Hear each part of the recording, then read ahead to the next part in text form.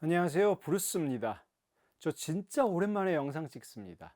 얼마나 오랜만이냐면 제가 한참 영상 열심히 올리던 중에 아들이 태어났고, 그래서 유튜브 올리기를 거의 중단하다시피 했죠. 물론 2023년에 용기 내서 몇 개 올렸지만 또 흐지부지 됐습니다. 그 아이가 이번에 초등학교 2학년이 됐어요. 네, 그 사이에 저는 유튜브를 완전히 잊고 살았습니다. 잊었다기보다는 피했던 것 같기도 하고요. 애를 핑계로 말하는 거죠. 그런데 오늘 다시 카메라를 켰습니다. 이유가 뭐냐고요? 최근에 책을 한 권 읽었는데 읽고 나서 이상하게 이 느낌이 들더라고요. 이거 혼자 알고 있기에는 좀 억울한데? 여러분, 이 감정 혹시 아세요? 맛집 갔는데 너무 맛있어서 누군가한테 말하지 않으면 뭔가 손해보는 것 같은 그 느낌이요. 저는 그 감정에 졌습니다. 3년 만에 졌습니다. 오늘 소개해드릴 책은 결정, 흔들리지 않고 마음먹은 대로입니다. 원제는 Thinking in Bets, 직역하면 베팅하듯 생각하라 라는 뜻이에요. 저자는 애니 듀크, 전직 프로 포커 플레이어이자 인지과학 박사입니다. 포커도 잘하고 공부도 잘한 사람, 제가 제일 경계하는 유형입니다. 근데 책은 정말 좋았어요. 이 책은 의사결정에 관한 책입니다. 어떻게 하면 더 나은 선택을 할 수 있는가에 대한 이야기인데요. 읽고 나서 세상을 보는 방식이 조금 달라졌습니다. 이런 책이 얼마나 드문지는 제 유튜브 공백 기간이 증명하죠. 오늘은 이 책에서 제가 특히 좋았던 것들 세 가지만 말씀드릴게요. 첫 번째 좋았던 것은 우리는 좋은 결정을 잘못 이해하고 있다는 부분입니다. 자, 잠깐 여러분께 질문을 드릴게요. 작년에 내린 결정 중에서 최고의 결정 하나, 그리고 최악의 결정 하나를 한번 떠올려 보세요. 깊이 생각하지 마시고 딱 제일 먼저 떠오르는 것으로요. 영상 잠깐 멈추시고 적어 보셔도 좋습니다.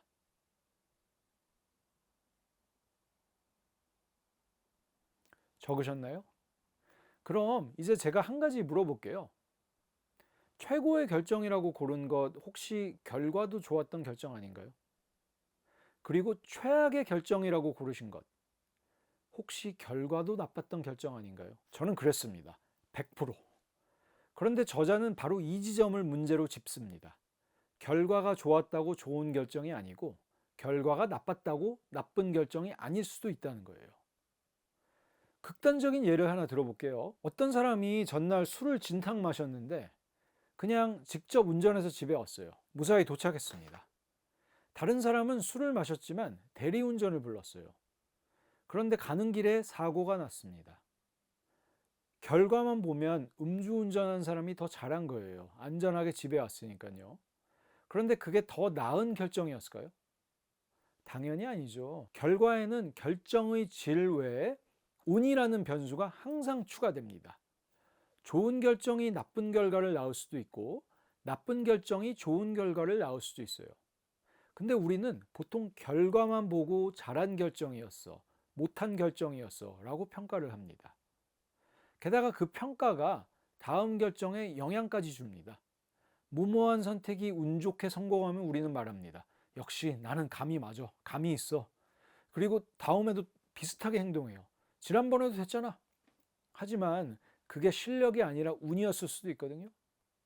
반대로 합리적인 결정이었는데 결과가 나쁘면 그 방식을 또 버립니다. 이건 학습이 아니라 왜곡입니다. 그리고 그 왜곡이 다음 결정을 또 만들어요. 저는 이게 생각보다 훨씬 무서운 이야기라고 느꼈습니다. 저를 돌아왔을 때 특히요.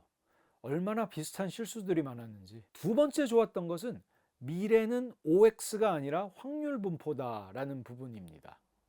미래가 불확실하다는 건 다들 아는 사실이에요.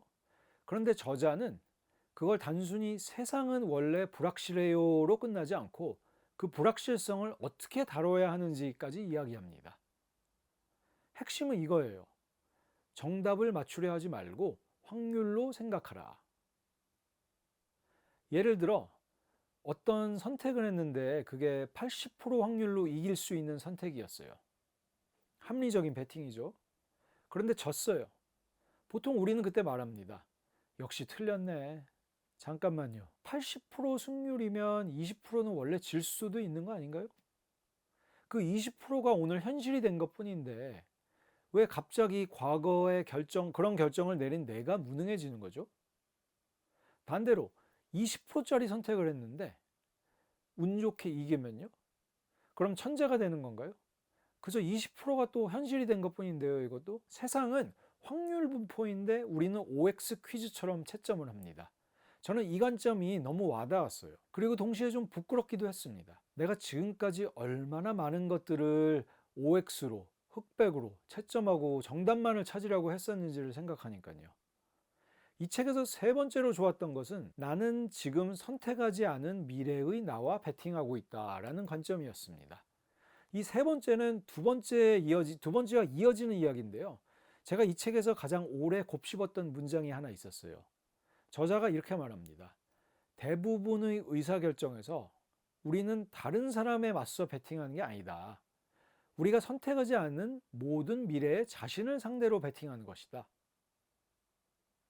어떤 결정이든 그건 가능한 여러 가지 미래 중에 하나를 고르는 행위잖아요. 오늘 뭘 할지 고민할 때도 그렇고, 직장을 바꿀지 말지 고민할 때도 그렇고, 지금 유튜브를 다시 시작할지 말지 고민할 때도요, 저처럼. 저는 지금 영상을 찍는 미래를 선택했습니다. 그 말은 영상을 안 찍는 미래의 저와 베팅을 하고 있다는 거예요. 어느 쪽 선택이 더 나은 대가를 줄지를 두고요. 이 관점이 저는 참 좋았습니다.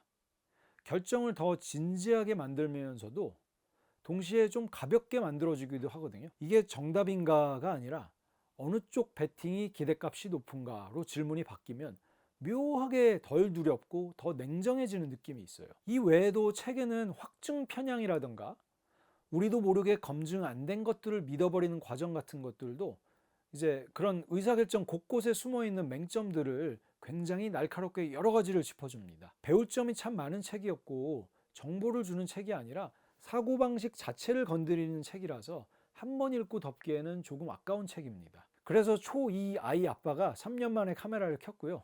어쩌면 저는 다시 유튜브에 베팅해 보려는 건지도 모르겠습니다. 이 선택의 기대값이 나쁘지 않기를 바라면서요. 그런데 뭐 아직 모르죠. 20%가 현실이 될 수도 있으니까요. 그리고 사실 저는 이 작가가 너무 마음에 들어서 이 작가의 다른 책도 2권을 더 샀습니다. 완전히 넘어간 거죠. 요즘 불확실성이랑 무작위성 이런 데 좀 꽂혀 있어서 그 테마의 책들을 앞으로 같이 좀 많이 이야기하게 될 것 같아요. 조만간 또 찾아뵙도록 하겠습니다. 오늘은 여기까지입니다. 감사합니다.